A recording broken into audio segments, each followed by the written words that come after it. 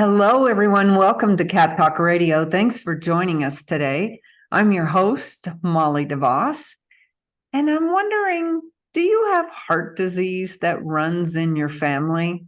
Could heart disease be running in your feline family? Today, to talk about that with us is Dr. Brian Hurley. He's the medical director for AmeriVet's Veterinary Partners. So welcome to Cat Talk Radio, Dr. Hurley. Thanks for having me again. Yeah. So I'm wondering, heart disease in terms of humans is a broad term that can relate to a lot of different conditions going on. Is that the same with cats?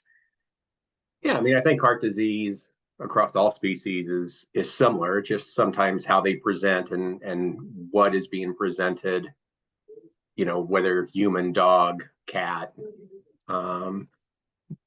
That's what kind of makes the difference. And, cats are very similar on the human side, that a lot of heart disease on the human side, they kind of call it that silent killer because it can creep up on you without any warning, so all of a sudden you have a heart attack and didn't even know there was something going on, with your heart. And cats are very similar in that regard, that, sometimes we don't know what's happening with them until there's this dramatic sudden event that occurs. Yeah. And I hear that it is the leading medical cause of death in cats. Is that right? I think that depends on the source that you read. I think cancer is definitely, listed. I think heart disease is in the top 5. Okay. I think it's safe to say in most reports. But heart disease in cats isn't as common, I think, as we see, say, in the canine counterparts. Really? So more dogs get heart disease than cats?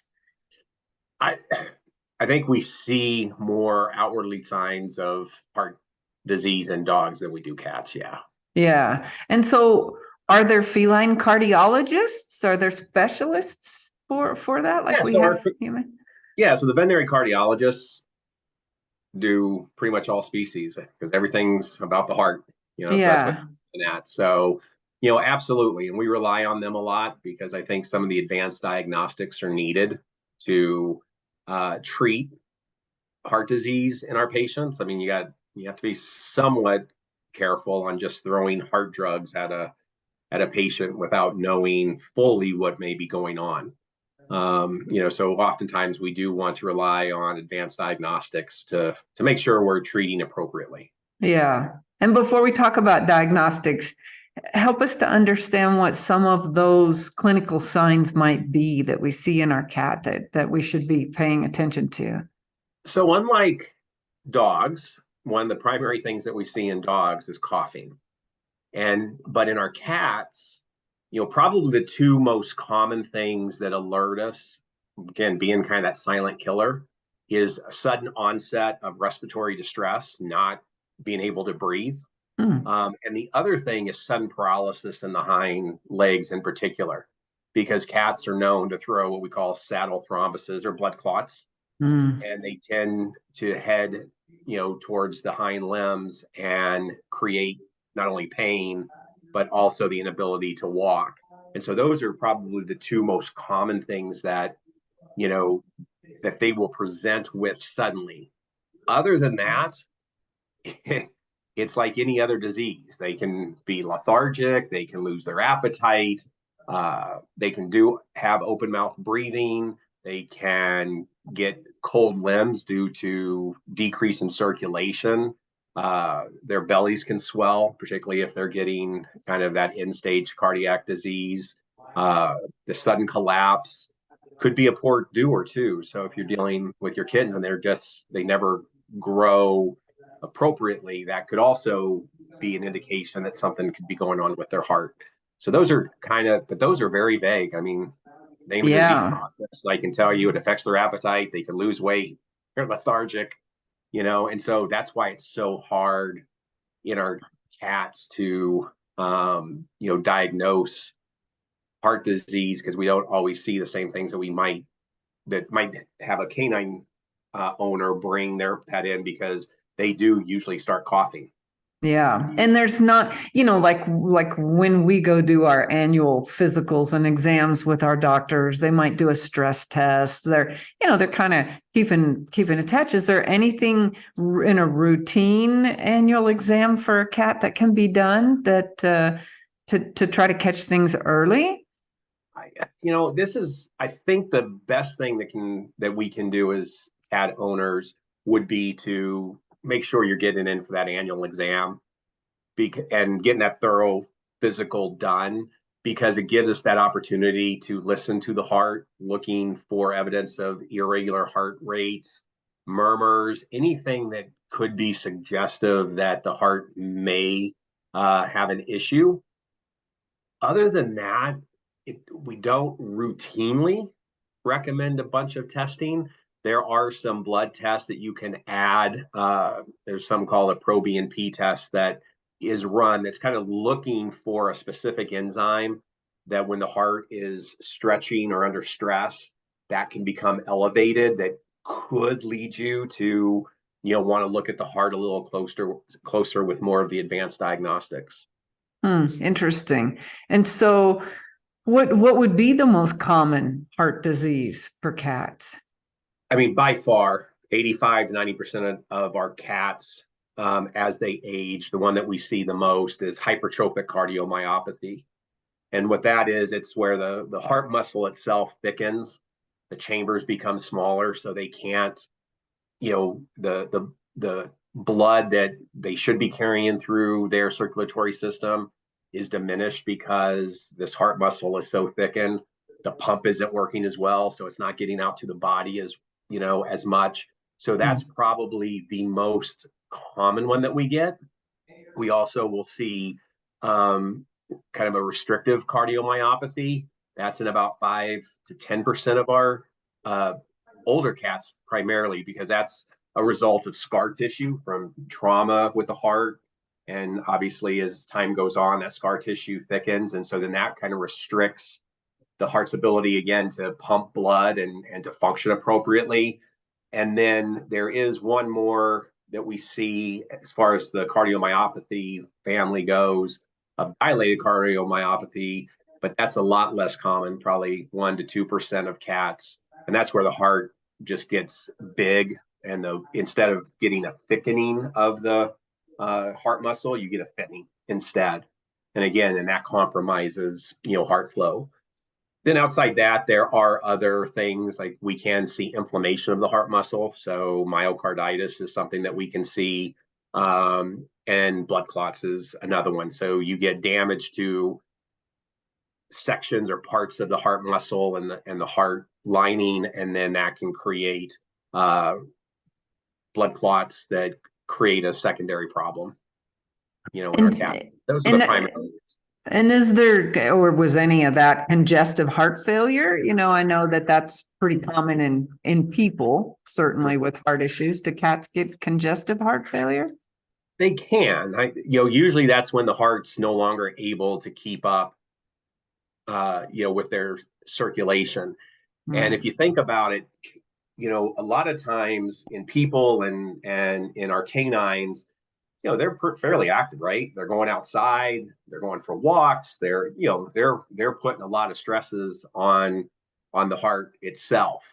And so we definitely see that more commonly, in humans and our canine patients, where our cats tend to kind of lay around the house. And it's not that they don't run around on occasion, but their heart isn't necessarily getting that workout that they would, if they were out in the wild, running around all over searching for food and things like that. But yeah, they absolutely do get it. It's usually towards that end stage of disease when the heart just can't keep up anymore. And heart murmurs. For some reason, I see this a lot in the shelters. That'll be on their notes that they have a heart murmur. And what causes that? And can a cat live a normal lifespan with a heart murmur? Absolutely. So heart murmurs, they're caused when the valves aren't functioning appropriately. So normally in a heart, when the valves are functioning, you'll see the leaves come together and basically act as a block, so blood always flows one way through the heart.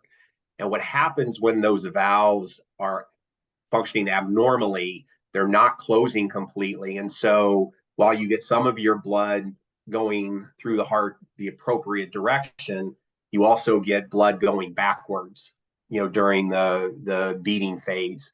And then that creates that abnormal sound that we pick up. Just because they have a heart murmur does not mean it's fatal or they have severe disease, but it is something that we want to monitor on an annual basis to make sure it's not getting worse. And again, depending on how your cat is doing at home will dictate. And I would often always recommend, particularly in older patients, I'd talk to them about doing at least X-rays, doing some blood work, because we do know like hyperthyroidism, and it is a fairly common cause of stress on the heart. And so by controlling hyperthyroidism, you may be able to help the heart out. Chronic kidney disease increases blood pressure, which can have an effect. And so just routine blood work, X-rays are always great screening in the hospital. And then, ultimately getting an echocardiogram done, whether it's from your veterinarian who is proficient in it, or a specialist coming in, or as we talked about earlier, sending to a veterinary cardiologist to have a complete heart study done to try to identify, hey, is there more to this, or do we need to be doing something to try to increase the longevity of the cat? And so when you were talking about the heart murmurs, that sounds a lot like a leaky valve. I know my mom had a valve leaking in her heart, right, and they fixed it. Is that a same thing? Is the same thing. Okay. And they're graded too. So, we kind of grade heart murmurs 1 through 5.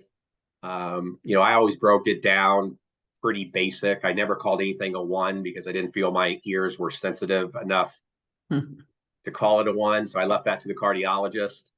2 is just a very localized soft murmur is the way I kind of describe it. So you hear it in one part of the chest. Then grade 3 is a little louder than a 2, and you may hear it a little more.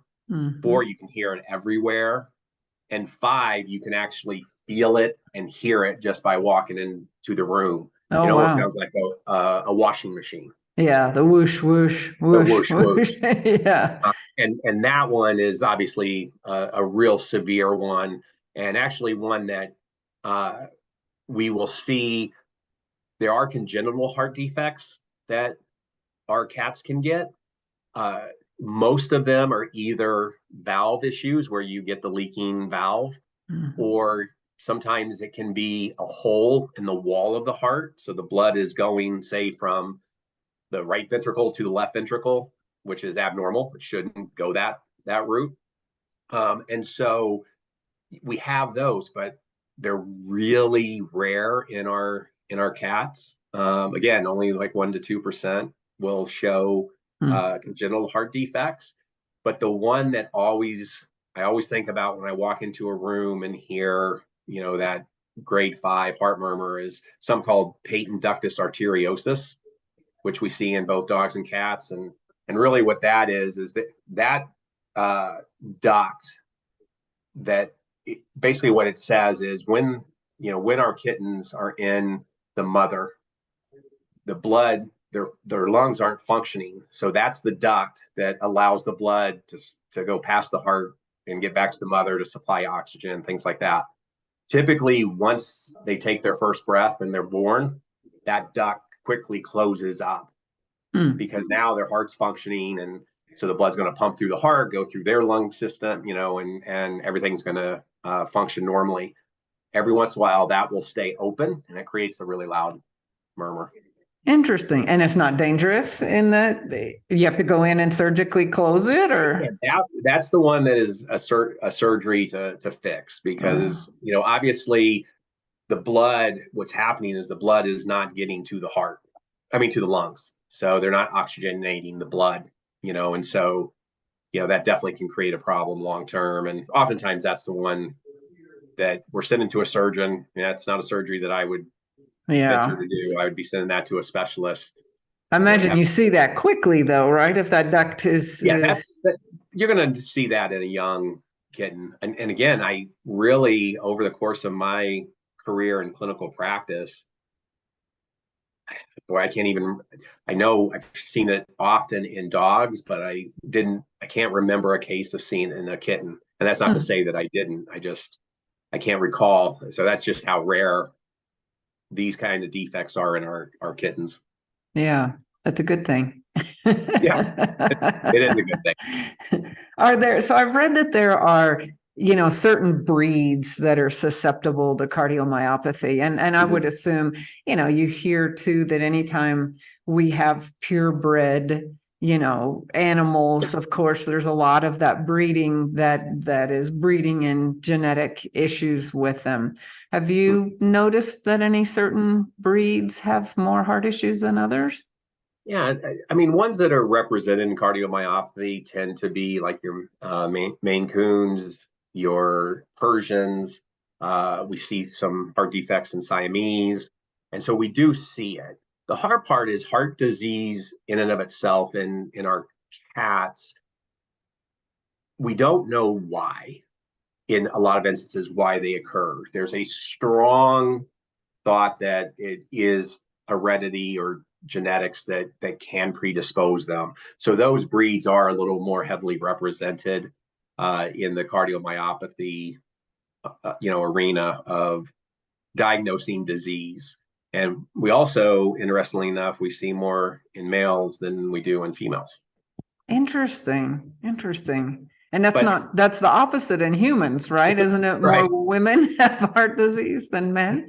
yeah. So yeah, I mean, it's very interesting, and that's why I think because it's so hard in our cats to identify it, and it's usually this sudden event, and unless you pursue something, after the cat passes or something like that, we don't necessarily see it. I mean, it's literally when they throw a clot due to hypertrophic cardiomyopathy, it's usually so fast that, again, hey, if my cat died suddenly, and then our thought process is, ooh, it could have been hypertrophic cardiomyopathy. Right, But but the who's number, who's going to pay to have a autopsy done to find out, exactly, right? so again, I think that's why sometimes the numbers are so skewed, and it's not as common because we may be missing some of them, due to the sudden death and not really identifying the actual cause. Yeah, yeah. Now is so, in humans, of course, being overweight and diabetes and obesity and things like that, we're always told leads to heart disease. Is that true with cats? I think it's absolutely, anything that puts added stress on the system is going to have an impact on the heart. So diabetes can have an impact on the heart. Hyperthyroidism has a direct impact on the heart. When they're overweight, it requires the body and the heart to function a little more because it's harder for them to move around and jump and do those things. And so, absolutely, there's a lot of underlying factors.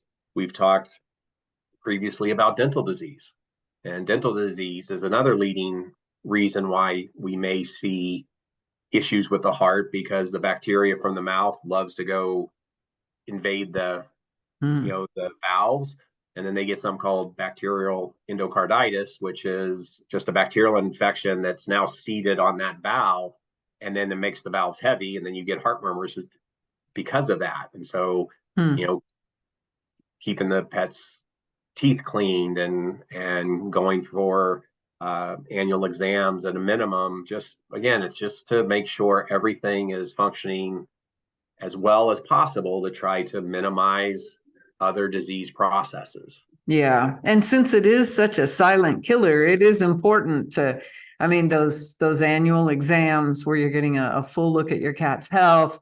Like you said, dental, get your cat's teeth cleaned at least once a year and keep them in a healthy weight range. And I find that a lot of people don't don't have a good visual on what that is. And so I have one of those, of course, body score charts that the food manufacturers put out. So if anybody's listening and you need a good visual on how, what your cat's body ought to look like, email me, and it's Molly@cattalkradio.com, and I'll be happy to send that chart to you, because I find people find kind of opposite to humans. People find obese cats acceptable and cute when really they don't realize how lean they should be keeping them. Right.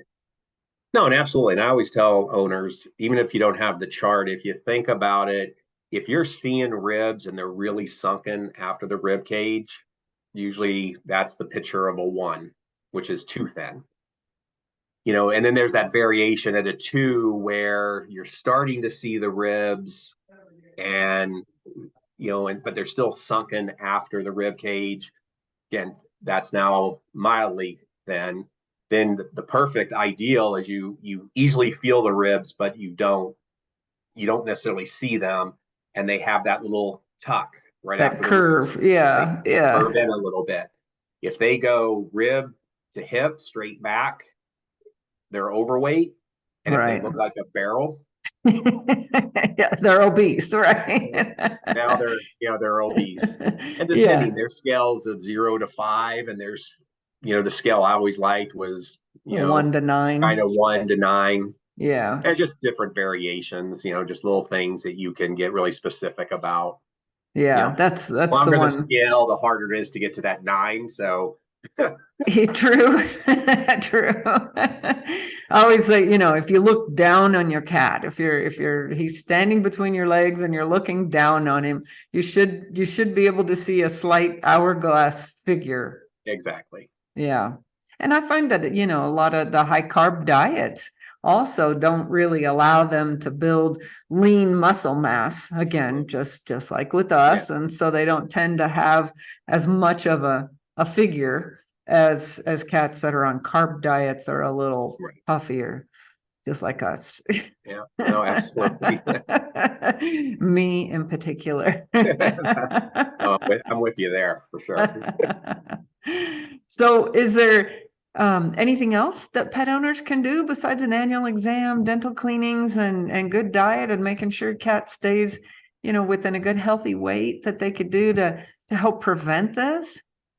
It's really, those are the key, the key factors. It's observing your cat at home and looking for those changes that may not be significant, but they're staying persistent. That would be an indication to maybe check things out. I'm not a big alarmist that says, hey, your pet doesn't eat for a day, call me immediately.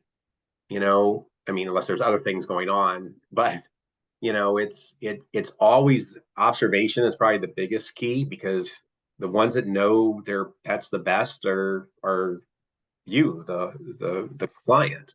And so we need your help at identifying what is normal and abnormal in them. And you're looking for that persistent, because that cat that just doesn't seem as active, there's a lot of things that can do that. Arthritis, all these other disease processes. It's important, if they're staying persistent and it's a change, to get to the vet to hopefully identify these things before they end up in a sudden crisis that now we're behind the 8 ball and may or may not be able to help. And so I think that's probably the number one thing that that pet owners can do, is watch their pet at home. And just like you said, make sure the annual exam at least once a year. If they're senior pets, things change so rapidly. I'm a big advocate of twice a year visits at that point. Again, it's just one more chance to listen to the heart, get a feel of the belly, just make sure nothing's showing that we may want to address. And that's really all we can do. Unfortunately, there's a higher being sometimes that makes the ultimate decision on what's going to happen. But those are the things that we can do to try to stay one step ahead the best that we can. Yeah. And then it's just like us, if we live a healthy life consistently, then we're going to be in pretty good shape. We're beating the odds at that point as we age. Whereas if we're not maintaining good health long term, it catches up with you in one way or another. Absolutely. Absolutely. Yeah. That's good. Anything else about heart disease in cats we should know today? No, I think the good news is if heart disease is discovered, there are things that we can do to try to help, them live with heart disease, just like we do on the human side. There are medications that each have very specific things that they do to help the heart function more efficiently, to just try to prolong the longevity of our patients. So just because you hear heart disease or you hear a murmur does not mean it's necessarily a death sentence for our patients. It just means that we need to be a little more diligent and medicate when necessary and monitor throughout the entire process, because things can change. And so we're just trying to help their bodies and their heart work as long as they possibly can. Yeah. And I have a theory too that cats really haven't evolved all that much from their wildcat ancestors and from living outdoors. And their bodies, I mean, they don't typically outdoors live more than 8 or 10 years. And so I'm not sure that their organ evolution has really caught up with their 20-year lifespan. And I think we do see that we struggle with keeping the kidneys functioning and potentially the heart and other organs like that because they're living so long. Well, and which is a great thing, right? I Yeah. mean, just think about that evolution of where they are today. And I've mentioned this a few times in our discussions that, my daughter just finished her third year in veterinary school. And I'm a firm believer that when I graduated, I used to say 6 to 8 years was that life expectancy, because a lot of pets were still outdoors and had to put up with coyotes and cars and the environment and all those things. And now that they're in the house and they're getting veterinary care, 13 to 15, now maybe 14 to 16. And one day I hope that I hear out of her mouth, Dad, pets are now living over 20 years of age, which is just amazing. To think that, since 1994, when I graduated, we've had that big a jump. Do I ever think Yeah. they're going to live to 50?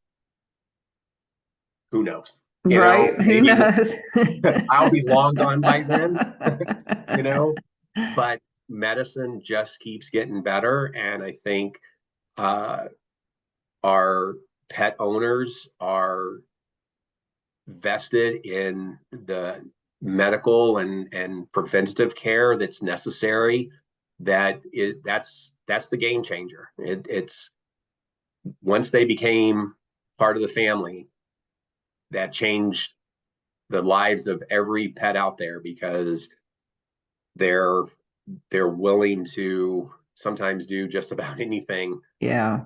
to keep them going. It's no longer, eh, heart disease, time for a new cat, Yeah. which, back in the 50s, 60s, that's Sure. unfortunately the way it was. Yeah. So, And it's that way for a lot of people. They can't afford, there's no Medicare for pets. So they can't really right, afford, a lot of those treatments. So it's sadly, and I'm glad, that they don't live any longer than they do naturally, because I think right, there'd be an even bigger problem. Take birds, for example, that live 50, 75 years. And what happens when their owners die and people don't want to take care of them right. anymore? And, what do you do with them? There's not any good answers there. So Yeah. it's probably good. Our society's managing it the best they can right now with the lifespan there is. No, absolutely. Absolutely. Yeah. Great. Well, thanks for joining us again today. It's my pleasure. Yeah. We look forward to talking to you again next month. And thank you for tuning in. And until next time, keep calm and purr on.